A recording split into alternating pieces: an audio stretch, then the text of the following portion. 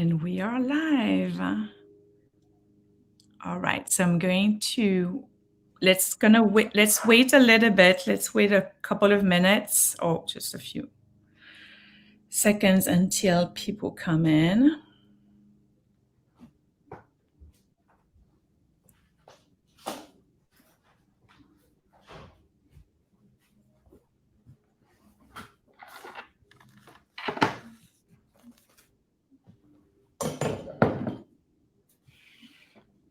So I'm going to. Yeah, we are live. Let's wait a little bit. Seconds until come in. I can see myself on my phone, so it's working. Perfect.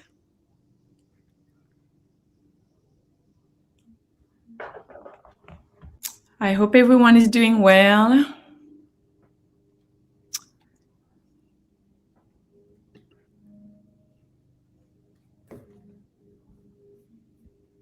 It's a nice Friday in Seattle.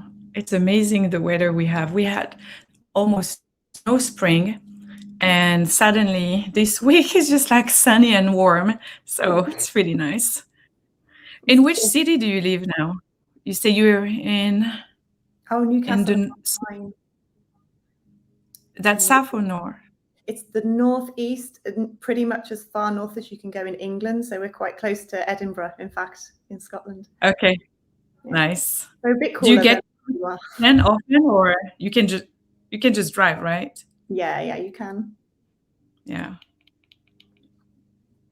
Yeah, it's typically cooler. I've just returned from London where it was, I don't know, 5 degrees warmer than home.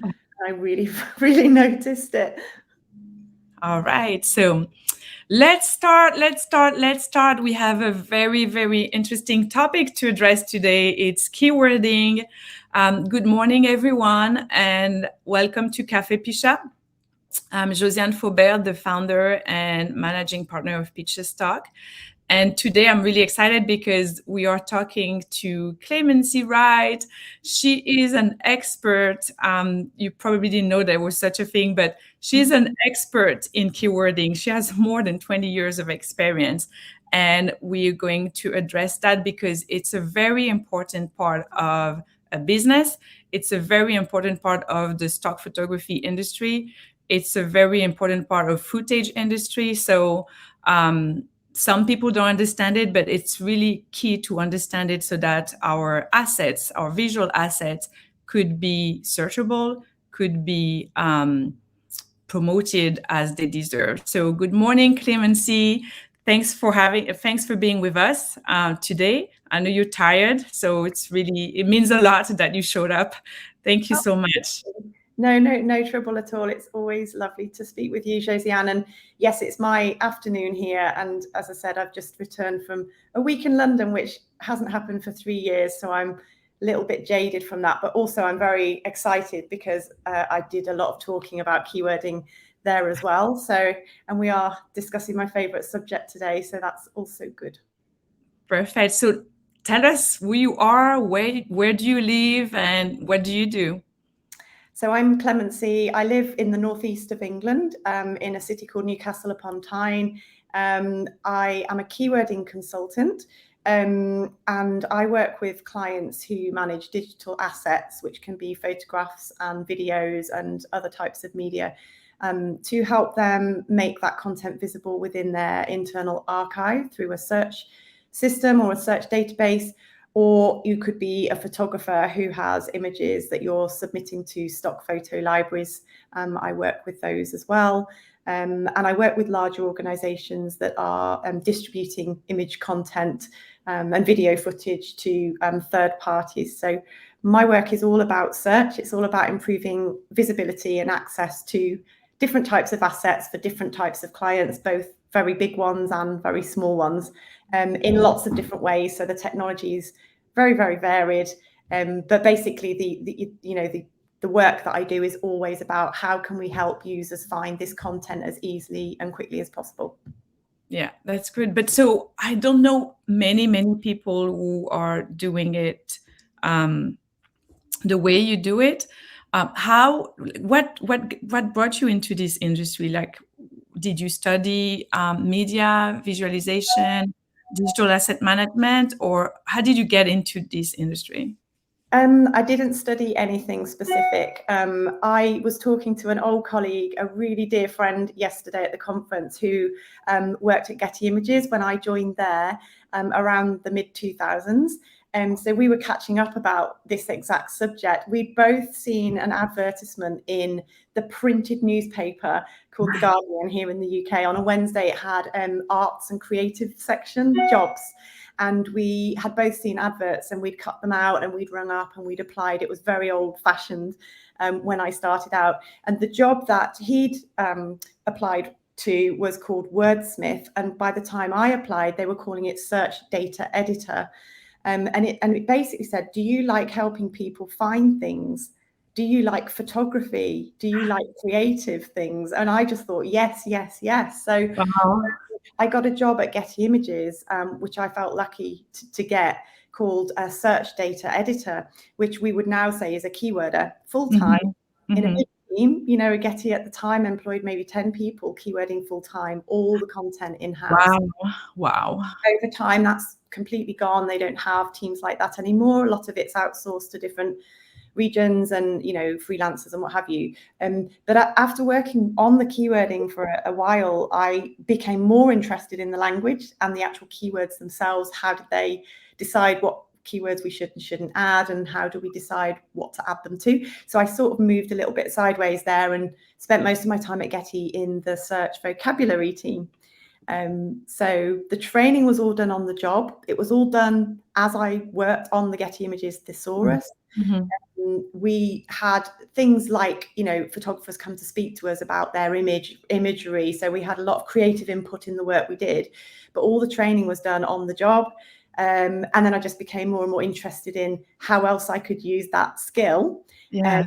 You know, I didn't want to stay in the commercial sector for all my life. So I then worked at the V&A Museum and sort of took those skills from the commercial world into the heritage sector, which was very different. But again, the idea of helping people find things on the V&A image website, very different customers, obviously very different content. But I just loved that kind of, you know, knowing that I was helping people access information in their own way, using words that they felt comfortable with, and doing all that kind of like jiggery pokery sort of stuff with keywords in the back end that nobody knows about. I really like the fact that they just come onto the search engine, type something in, and it all happens magically.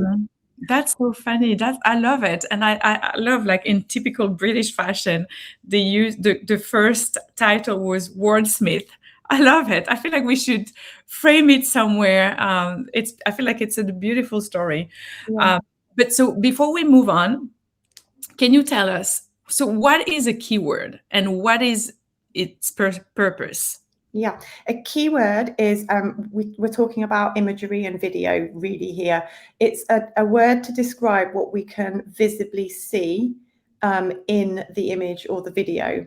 So there's some confusion because in the tech space and in digital asset management, or DAM, they think a keyword is any piece of information about an asset, like a video or a photo. When I talk about keywords, I mean the bit that describes what we can see happening in a photograph, or, and we'll probably talk about this, what we can't see, but what has meaning and purpose to the image.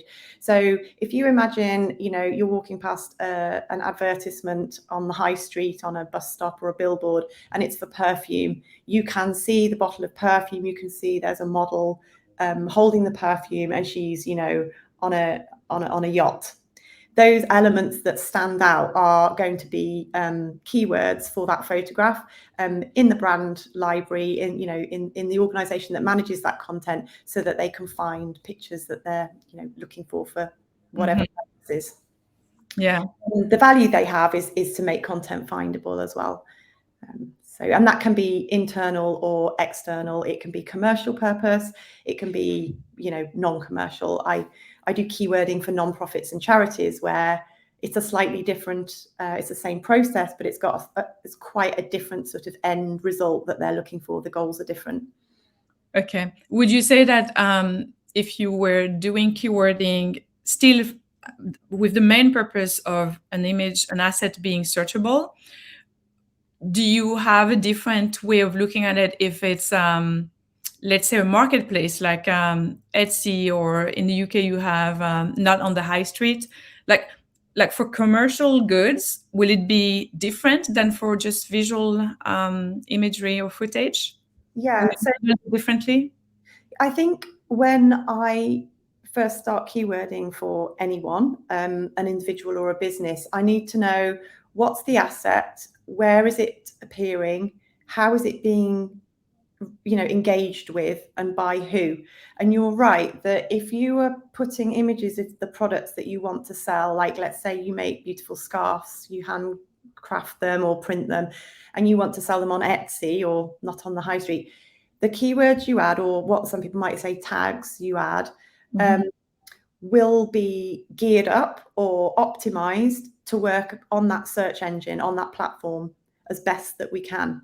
So this is why I advocate for different methodologies for keywording for different platforms, rather than just writing keywords for a photograph that you have on Facebook, on your marketplace there, or your Etsy, or your other platform, your own website. Every instance that asset appears, the search engine that powers that will work differently. The algorithms will work differently. The users, because it's a different market, will work differently and think differently. So I know, and I appreciate clients go, oh, that means I have to keyword it 10 times. It doesn't. It often means you need a core understanding, a core set of keywords that are almost like your the core of what it is you need to convey.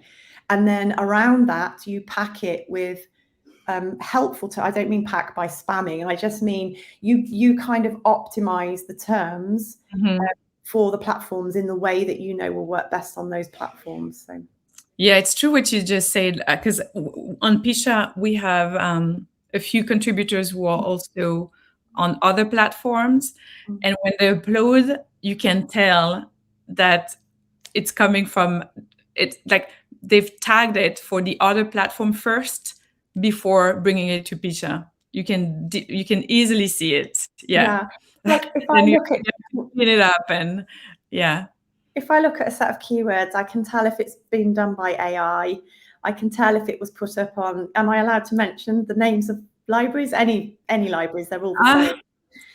Just any one of the major stock photo websites, or another one, you can tell which one they were geared up for just by, whether they use a root verb or, a full adjective, or, it's just the style is different for each one. But what we find more commonly is the same set of keywords go off to every different site.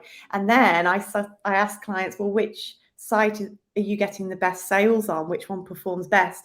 And it'll be the one that happens to match, the sort of methodology that library's advocating. So it's definitely worth investing a bit of time in maybe deciding who it is you want to promote your work through as a priority, and then making sure that your keywords will be optimized for that platform. And then maybe, the lower priorities, maybe you even don't spend so much time on those. I think it's just, you've got to kind of put your eggs in the basket that's most likely to give you the best return, really. Yeah. And so most of our most people here today with us are contributors, and I see Roche is here from South Africa. Hey, Roche. So what do you have any advice for them? Because as I said, they are responsible of adding keywords when they upload their images, and it's the case in most platforms as well. The platforms rely on the goodwill or the knowledge of the contributor to add those keywords. Some go and check, some actually, I don't know if they even check those, but we actually go over the keywords and we review them before going live. So what are the key elements that someone like a contributor could think about when adding keyword to an image? Yes, you're right. So the picture libraries now don't do the work for you. And as I mentioned, when I trained, they did. So all of that worry and uncertainty and lack of confidence that you might have as a contributor was taken care of. So there's two things that need to happen. First of all, you need to try and understand and learn how to do this. And secondly, you need some support. And I think that libraries that support contributors to help them understand these methodologies and give guidance and ongoing support, they're very valuable. But unfortunately, in my experience, they're not really investing in this work.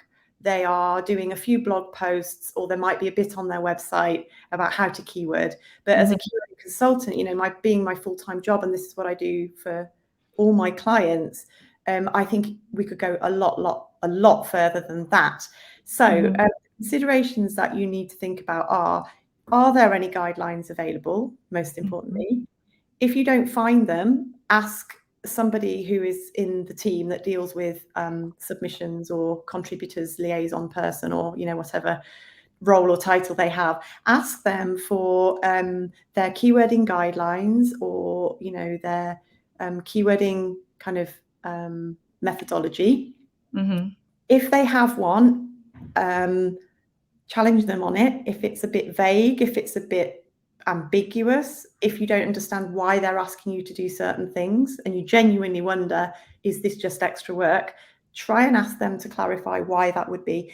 If they don't have any guidelines, then sometimes this is when I get a call because they don't know what to do next. But what I would say is there are some free resources available on some of the websites, on contributor pages like Getty Images, Shutterstock, Alamy, Adobe. They all do have a page about how to keyword. The next thing to do is think, well, they're telling me how to keyword for their website. So that's okay if that's one of your channels. But if you've got multiple channels, then as I was saying earlier, do you want to just do the same keywords for all of them? Or do you want to think, which is the library that I feel most comfortable with? Who will look after me the best? Which one gives me the best royalties? Which one has the nicest relationship? That's often what it boils down to. That's so true. Yeah, I mean, I don't like to think that photographers struggle and filmmakers struggle to get this support from the libraries, from the stock libraries, but I know it's the case. So yeah, I mean, my mission really is to, in actual fact, it's to put resources together for photographers and filmmakers to come and find information that I think is lacking in the industry. There isn't really a standard for how to keyword, or any kind of standard around that. I'm not saying that I could create one, because it wouldn't be a one-man job. It's definitely something that requires input from lots of different players in the industry. But someone might be willing to join me on that journey, and we can put something together. But yeah, I think just find the information from the agency, challenge any gaps or any ambiguity, and then make a decision as a business owner of what do you want your priority focus to be, and then try and maybe, once you've made that decision, look at good keywording or good sales if you have access to that information. I know Alamy publish top sellers, and then go on the website and look at the keywords. So every search you do on a stock site, if you scroll down, I'm pretty sure all of them, if not most of them, have the actual keywords added, shown on. So you can, the only thing with that, and I know this from training my team, the keywording freelancers, is that sometimes a keyword, an image comes up in a search by chance, but when you look at the keywords, you realize that they're not always a good example, and especially when AI is involved, it's a bit confusing. But if you feel that there's someone that you think does really well, they seem to be selling well, you really admire the work, and that they're having a successful photography business, there's no harm in looking to see what keywords they've added. There's some good forums. Yeah, I think the Alamy forum is really useful. There's a Shutterstock forum. They all have threads about keywording. I haven't really looked at them in a long time, but I know people are pretty active and vocal on there about what works for them and what they find, to avoid, or what they think, they'd advise you to do. So there is some support around that as well. And then we're going to do a live example. But for those people who, who sign up to a stock platform, and we get that a lot, and they don't read any of the guidelines that you share with them, what would you tell them? Like, would you approach it as a layered cake? Like, okay, start with what you see, then think about secondary type of keywordings of the topic of the subject that could be evoking, that your image could be evoking. What would be like a practical way of looking at an image? Yeah, the cake is my favorite analogy. There is a cherry on the top. So the main part of the cake is what you see. That is relevant and accurate. So not everything you see, but what's kind of relevant to the visual story. So it's usually the prominent elements or things that are really significant. I could give you a good example I used in a workshop yesterday. An image that has a boat quite prominently shown, and then a tiny little iceberg in the distance, but the boat seems to be going, there's a story there. Now, the iceberg is not massive, it's not jumping out, it's not a big part of the photograph, but there's a story that you need to make that connection and think, well, the iceberg is part of the, composition is intentional that's there. So relevancy is always about not just how big and visible something is, but how important it is to the visual story. So that's what you see is the kind of biggest area where keywords tend to fit. And then you've got what I call associated terms. So these can be things like topic terms. So if you've got someone traveling on a train, is the association that they're going on a business trip? If they're traveling on a train using a laptop, or if it's a family with their kids, they might be going on a vacation. So you can't see business and vocation necessarily, but they're strong associations with the visual elements that you can see. And then the third bit is usually what you can't see at all, but you can, if you are visually literate, and the people on the call will be because you're creative, is the concepts. So this is what I would say is, what does the image evoke? Kind of what's the story going on behind the photograph that makes you think, okay, so the business person on the laptop looks anxious because they've got a big meeting coming up, and they've not really prepared, and it's you can maybe tell this in the way the art director or the photographer has composed the image, what the expression of the person's face is. Are there any other signs there, like is their tie ripped to one side because they're really hot and uncomfortable? Concepts can be really helpful as well, because although we can't always see a concept clearly, people search for them all the time. In fact, probably more than any other type of keyword. It's very rare that a customer will buy an image from a stock site because they search for a man using a laptop. I know. Yeah, the concept's the cherry, and the cake is what I would say visibly obvious or visibly prominent, and the kind of layer of icing, the cream, the nice little treat in between. That's just things that you associate with what you've already identified visually. Does that help? A lot. Like, I'm actually taking notes because, like, I'm going to revive our guidelines just based on this discussion.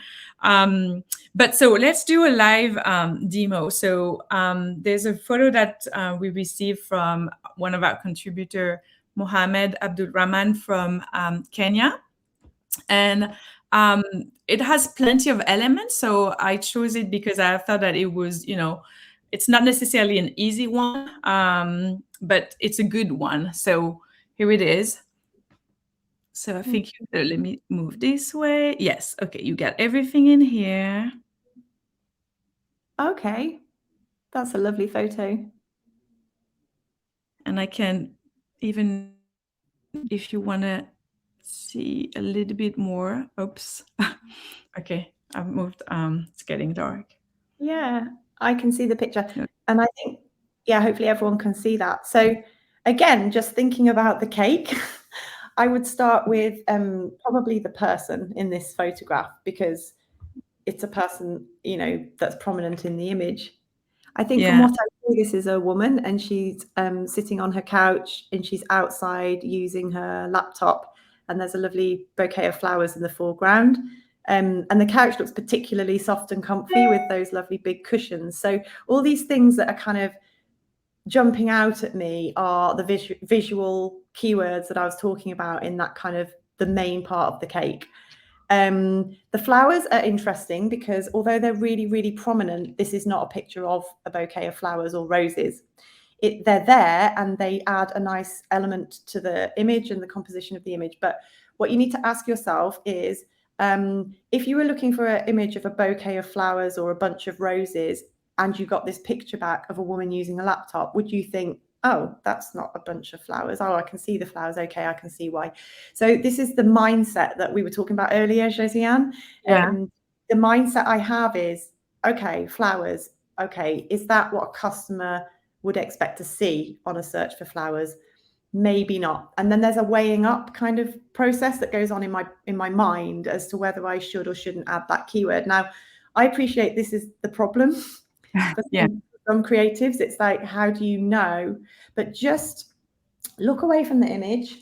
Think about what, it's a bit like a game we played as children. We put things on a tray, and then you'd say to your sister, right, what have I taken off the tray? And she'd have to guess what's been removed. So the things that stick in your mind are the things that are most likely to make the best keywords, because they your brain connected with straight away when they saw the picture.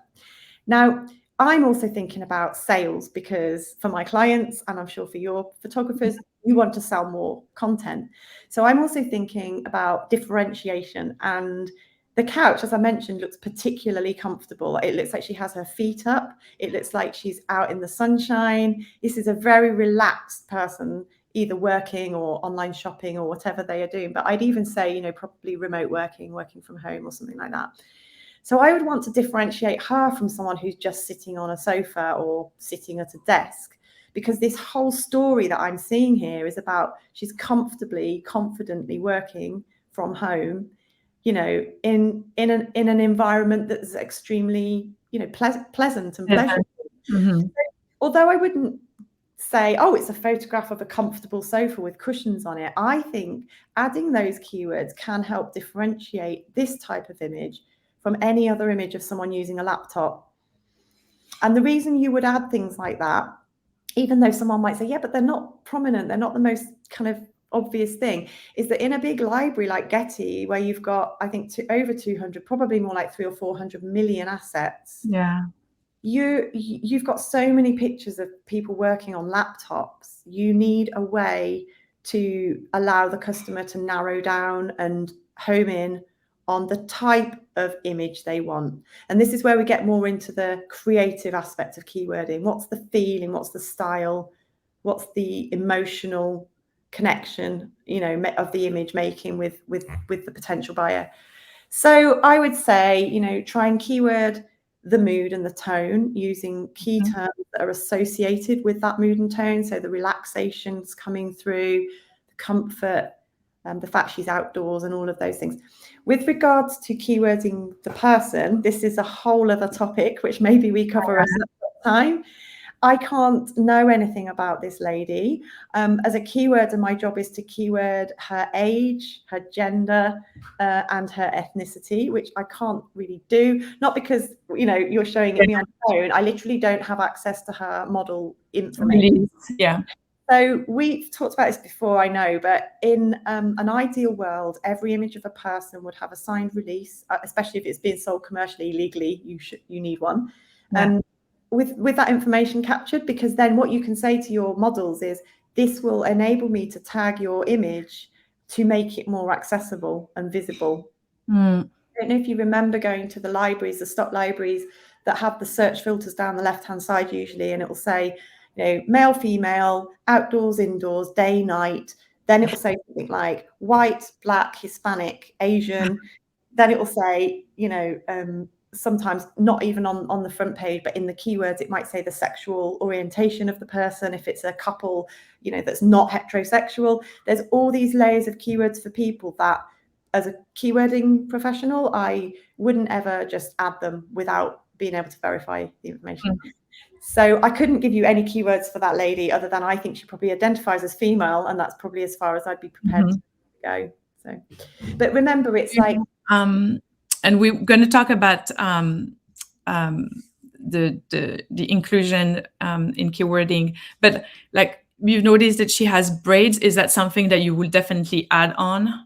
Yeah, so I thought she did have braids, but I would want to get obviously a higher res image, which I would normally have. So yeah, because it could have been like braids, or it could have been dreads, or it could have been something, because we have different keywords for lots of different things, you know. So yeah, anything that differentiates the person is a useful thing to add, because where somebody has, you know, distinctive features or distinctive hairstyle, clothing, accessories, these are things that in a large library of millions and millions of assets can really help your image stand out. So I think keywording things around that, like the hairstyle and clothing, can be really helpful. And we mentioned that when we're offline, when we were talking about people's race or the way we describe them. So she is a Black woman living in Kenya, but she's albino. Like with albinism, like would you add it as a description of who she is, or because it's not her, it's not part of what she's doing in that photo. She's not advocating for albinism, or she's just a woman sitting in a couch working from home. Would you add that, for example, as a prominent keyword or as a title in the title? There's a few things here. The first one is I always advocate for asking the model what she would like to be included in the search terminology. And if she said to the photographer, I don't want that cataloguing my albinism, then my client would say, we're not drawing attention to this, and we wouldn't caption it, we wouldn't put it in description. I would argue, though, that it's a useful keyword, because if someone's looking for an image of someone with albinism, then that would be a good image result. Even the model would agree to that, because obviously she would like for the images to be successful and to be sold. But we wouldn't necessarily draw attention to it unless she'd said, yes, I'm fine with that. You can caption it in that way, and that's fine. Now, I think some people assume that the content comes to you, like for me as a keyworder, and I just make all these decisions. That's not the case at all. I'm really invested in the data that I add being, you know, endorsed by the people that we're talking about. And I'm also invested in the clients buying the content, because I want my customers, my photographer colleagues, to sell more work.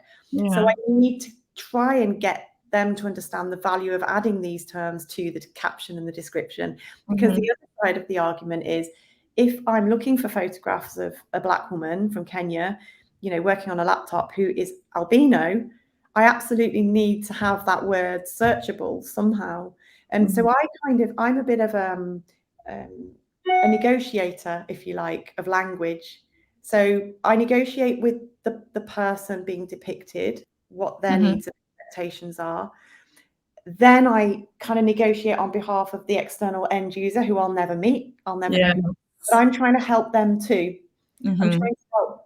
So there's more to it than just me looking at the photo and deciding, oh, albino, oh, wheelchair user, you know, a gay couple. It's not about decisions, it's about conversations, communications, having clear workflows from the concept through to the production, you know, the model selection, the conversations you have with those models, all that into a library or into your own, you know, post-production system. Then you do the tagging, and it's at that point that you would have liked to have had more exposure to that, you know, more conversations and discussions around those sorts of things. These are great comments. The other thing was, and it's coming up more and more, the final bit to say is it's needed by the industry, because I don't know if anybody was aware that I did a kind of educational series for an industry organizer on this theme, because I was getting asked so often about how on earth do we deal with keywords for people who have various disabilities, disabilities that are not visible. visibilities that are visible, but we don't agree on the language. And it's a really big area and we can't get deep into it. But again, there's a responsibility we have when we publish content to respect and appreciate that the language we add is going to impact on people, and often it impacts on people in very different ways.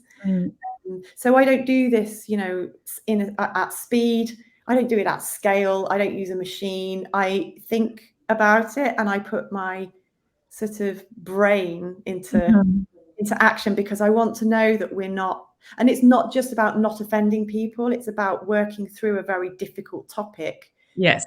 Try and get the best result for as many people as you can.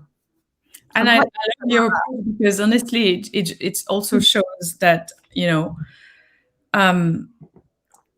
mean well, and, you're trying to, help both sides, obviously, the contributors and the buyers. And, you're trying to find like a perfect ground for everybody to be happy, and not trying to hurt anybody. So, but this brings the topic of the release forms. So maybe there's something to be done with release forms at the time of the shoot, where maybe there could be a section where the photographer can ask, or we can ask the model to maybe put 5 keywords that she will choose as identifiers. An interesting one came up on a job I did for a woman who was wearing a hijab, but she isn't Muslim, but she was happy to be identified as Muslim. There's no illegality around that, other than the Muslim community may not be very pleased to hear this. I didn't assume she was Muslim, so I checked with it was a videographer, and he said, well, actually, she is happy to be to have the hijab keyworded and to be keyworded Muslim. Now, I think that's okay, and I think there are ethics and morals around this, but it's more of a problem when a model is labeled something by an agency and they haven't even spoken to that person. So you're right. You can get a release that not only captures the information about, their address and name and phone number. If you can, when you give them the release form, say, it is important we try to get as much information from you as possible, because we want to do your work as a model justice. And we want you to be comfortable about how you'll appear, how your face will appear on the internet when people search for a certain demographic or, whatever. And also that if we can get more of this information from you, the image will be more popular because it will be more visible. It will make more money. Not that money is the be all and end all, but in a commercial world, you want to optimize the amount of sales that you can make off any one photograph. So there's rather than just changing the form and making it more detailed and saying, here's the form, kind of prime them by saying, this is why we use this form, this is why it's helpful, this is how it can really benefit the industry. It's about raising that standard. Getty have done it. They've got a form with lots of options on for gender. But how, it's the photographers. It's still very confusing, though. I've seen it and I was like, oh, okay. And Getty are not responsible for that process. They just make it downloadable to the photographers, who are then responsible for it. And in my experience, they're there to do the shoot. They're not there to do admin and paperwork and have these conversations. So sometimes the content comes to me and it's not completed. It's just got the person's name and, phone number. And I feel it's only right I go back and say, I'm really sorry, but did you not get any of this information?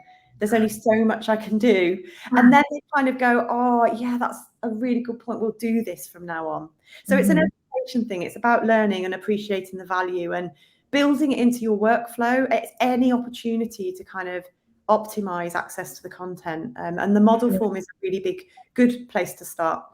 That's great. Everything you said is just like common sense, and it's true that when you work in the stock industry, conversation with the models is really necessary. Like nobody wants to be in any type of weird situation. So the more the models say about what you're doing with the photo and where it will end up, the better it is for everybody. So I completely agree.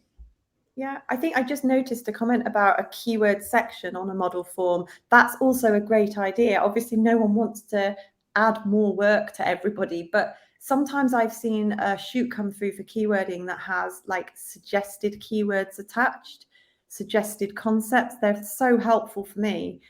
Sometimes they're quite obvious, but sometimes they're not.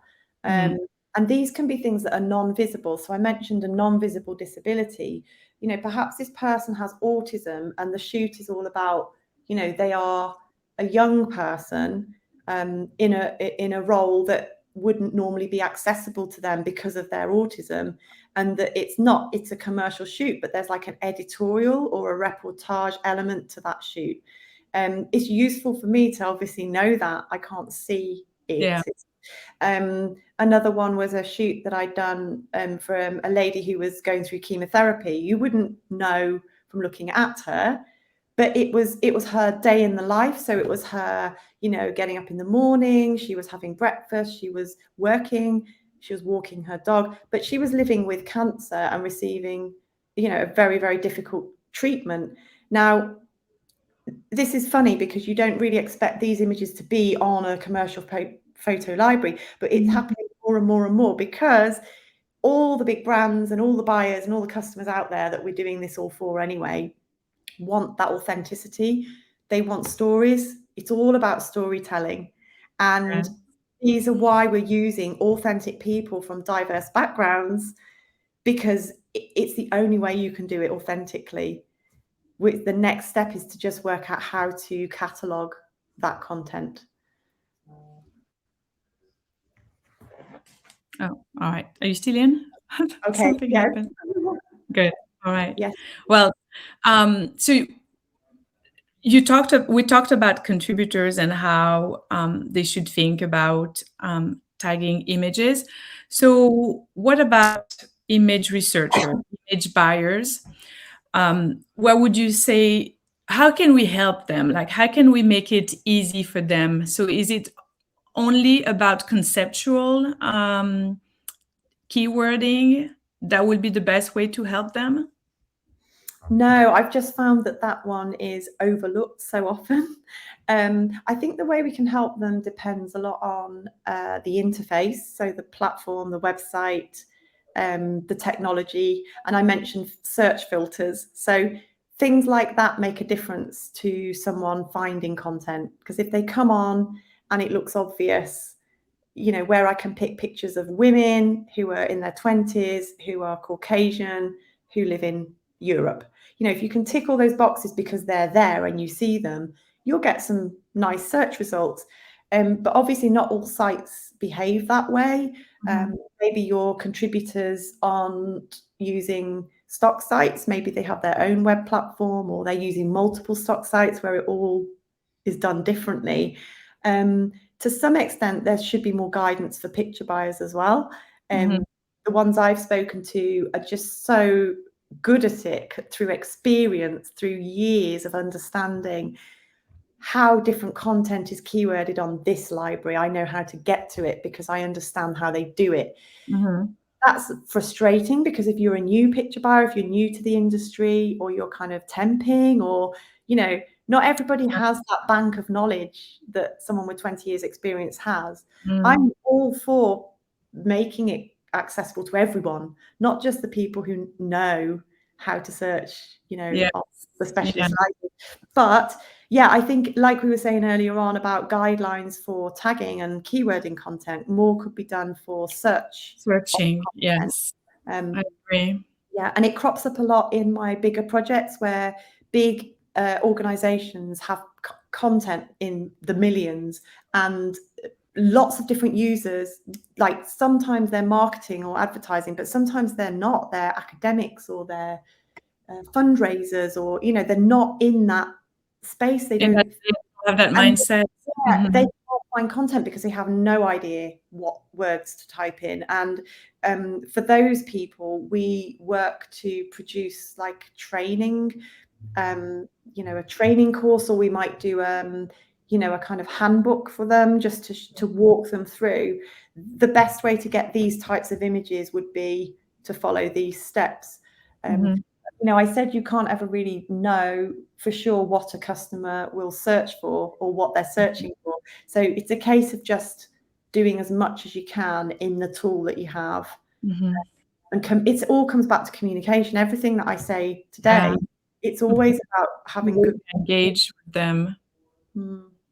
So Roche has a question: does keyword order have any weight on the PICHA site? Not now. We are thinking about redesigning some aspects of the website. So that's definitely something we are working on and thinking about a lot more. Yeah, for people that aren't familiar with that concept, on certain stock sites, if you put the most important keywords first in your submission, they will be ranked higher. But the problem with this is it changes all the time. It's a bit like the Google algorithm. You think you've cracked it, and I know what I'm doing now. I keyword like this, and this is what I do. And then you realize that that's all changed and it's now done. Yeah. So I also have like that's why it's taking me a while, because like I also have like issues with it, because I feel like it doesn't give everybody a chance. So obviously it will give a lot more chance to the people who know that it's actually the way it works. And the other one, they will not, their images won't be seen the same way. So that's why I'm having an issue with it. But yeah, everything is a process. So thinking about it and talking to people to see where we can do better. Yeah. That goes back to what we talked about earlier about support. You're one of the good guys because you're trying to do this and trying to solve it and support people with good communication, clear guidance, some standards. But because that hasn't happened in some of the bigger agencies, people have kind of got used to being left all on their own. And just because that's the way it is or the way it's been doesn't mean it's the right way. So I think often the smaller libraries or the libraries that are more specialist do a much, much better job because they really understand, they have good relationships with their contributors, they communicate what works best, in terms of search technology. And I think that's definitely going to benefit you, financially as much as anything else in the future. Yeah, thank you so much. So talking about accessibility and inclusion, so early this year you had a course on keywording content for inclusion and accessibility. Why did you think that it was important to have such a dedicated course on keywording? It had been coming up a lot on blogs and forums and, on LinkedIn, where I'm quite active. Questions, confusion, lack of confidence. I didn't like the feeling that people, because they didn't know how to approach this, were doing nothing. And it meant that people of color, people of a different sexual orientation or disability were not being fully represented in the media because we didn't have the language yet. So I opened it up to the industry as a topic for discussion. And I didn't for 1 minute think it would be easy or have a right answer or, a clear conclusion, other than this is such a big ongoing topic, but someone's got to start it. It was a big elephant in the room, if you know the expression. And I was really prepared to shine a light on the elephant and say, right, let's start with something. So what I proposed was a course on essentially what I normally talk about, which is a keywording methodology, but with a focus on people and people's the descriptors for people, how to describe images of different communities and abilities and ethnicities. And what I found out in my research, which you kindly helped me with because we did an interview together, was that some of the assumptions we have about what language is acceptable and what isn't are completely off the mark. I learned such interesting things just even from talking to you, and then I talked to maybe 10 other industry professionals, including people from the disabled community and the LGBTQ plus community. And I found that we, as privileged editors of content, the ones that make the decisions, are not talking enough to these groups, and we're not. Yeah, and it's communication again. Yeah. But like I said, just because you don't know how to do something, it doesn't mean you should do nothing. You've got to tackle it somehow. So the course was popular, but it was not as popular as I wanted it to be. And I think the reason for that might be that people aren't quite ready for it. So people talk a lot about, oh, DEI, we have a policy, we've got a policy in place. But then when you invite them to come along to a course about language for their media library, they don't. So I wonder if there's a bit of a. I think, as you say, there's still a lot of people are still uncomfortable with that type of discussion. But as you said, honestly, it's all about conversation and, admitting that you don't know anything about a certain group. And I think that's fine. Like recently, I was reviewing some photo. Actually, she's on the live, Gloria.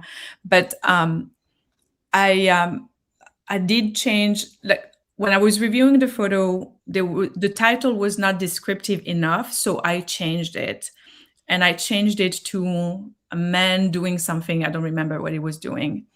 And then when I reviewed the keyword, I saw that she added non-binary, and then I was like, okay, whoops, I think I probably made a mistake. But it was like, because we have the AI, I was like, okay, was that keyword coming from her, or was that keyword coming from the AI?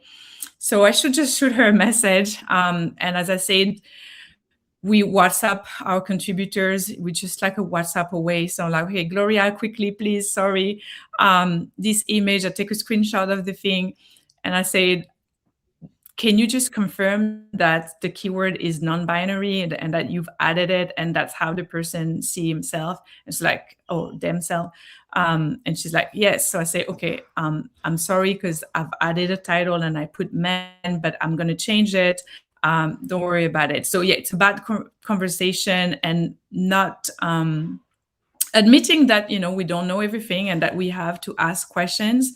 And I think it's totally fine to go to your contributors, go back to your model and ask those things, because as you say, they are very important. They are identifiers, and you don't want to be seen in weird places with a weird tagline on your photo. The thing is, though, is like beyond this industry, there's the industry of the market and the consumer, and they want to see themselves represented in the media. So for a long, long time, we know that traditionally only certain faces appeared on certain advertisements, only certain types of people are used out there in the media to kind of sell products, and we need to change that. But so to change that, we have to actually have the content that's diverse. So there's no avoiding this. This is something that needs to happen for the good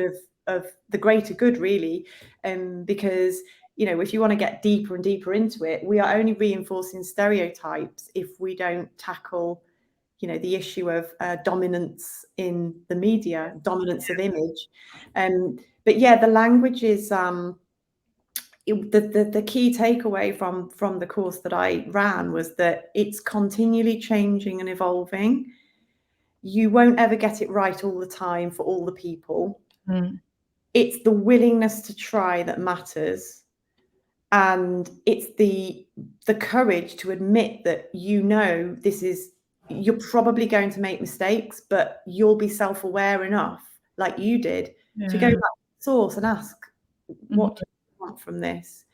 Unfortunately, in commercial world, they don't have the time. It doesn't make them enough money. The return's not great enough. And I really don't like that aspect of the industry. So I'll keep doing what I do, and you'll keep doing what you do, and everyone out there, hopefully listening today will take something from that, and everyone keep working towards this. We are seeing a shift in the faces of people now. We're seeing more diversity because ultimately consumers really crave that.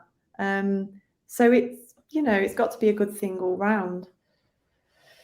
Yeah, there's a last question. Let me see. When one changes keywords on an image video, can it mess with your image ranking? That's for you, Clemency. Okay. I don't know is the answer to that. I don't know if you know on PICHA site if that would impact.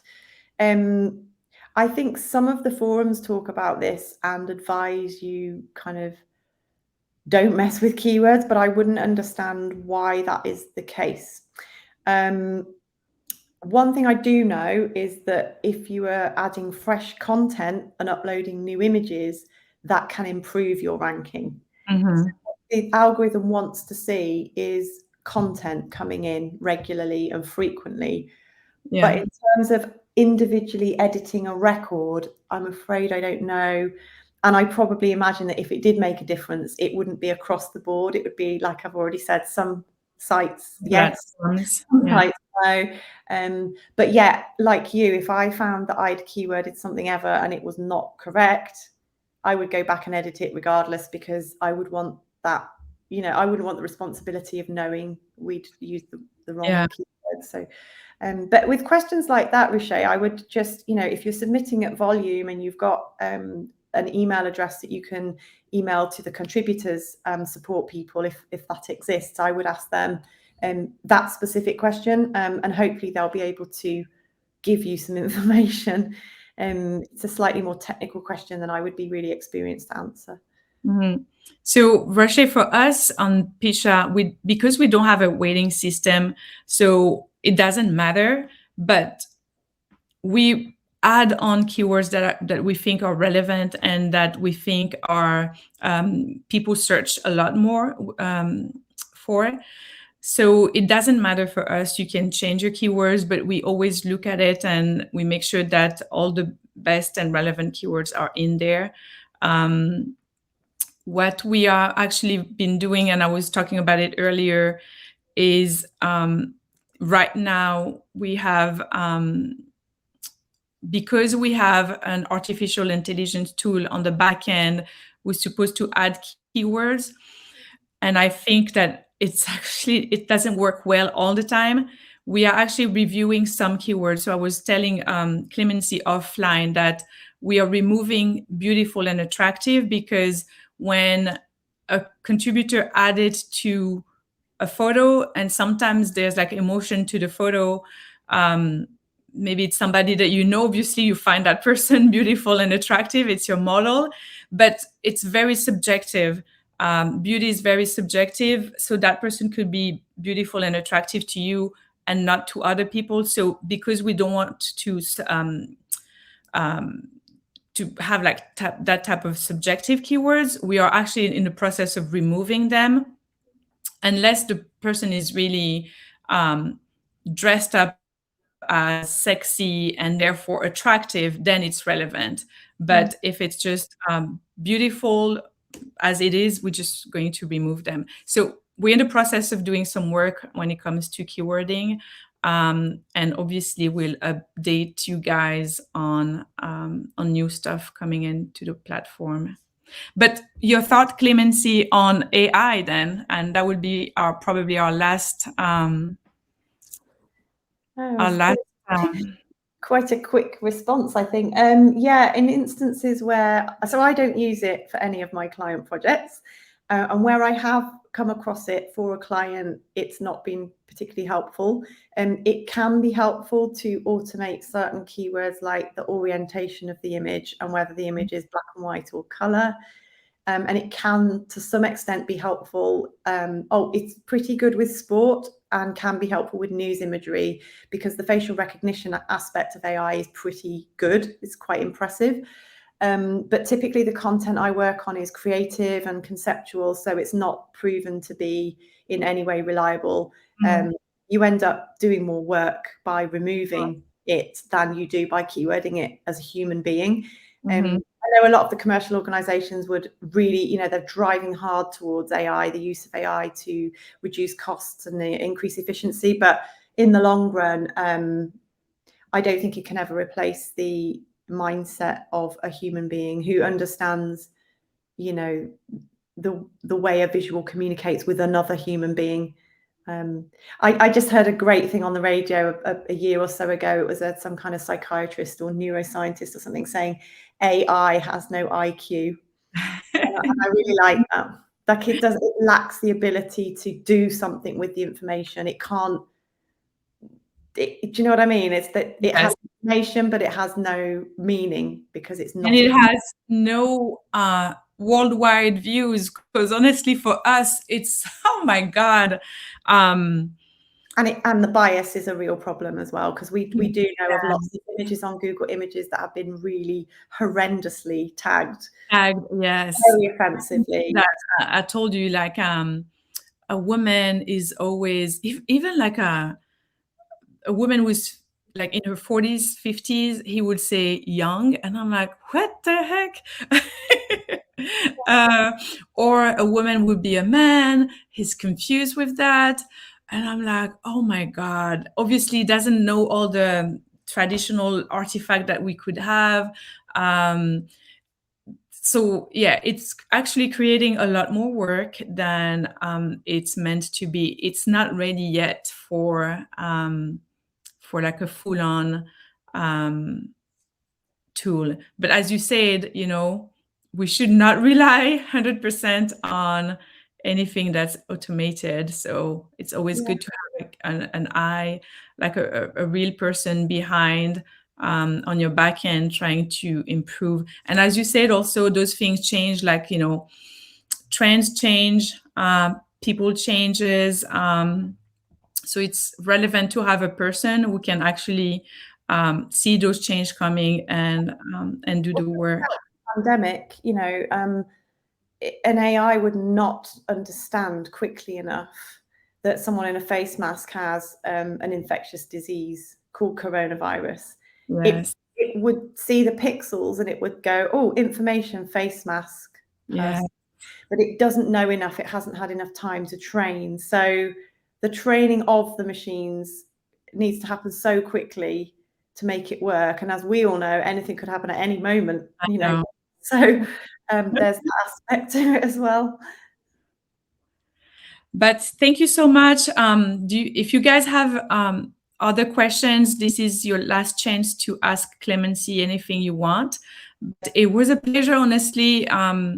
This was a great conversation. I really enjoyed it. Everything you said was very relevant and actually prompted me to, I took note of a few things that I'm going to change and update also on our end to make our contributors work a little bit easier also. So thank you so much for your time.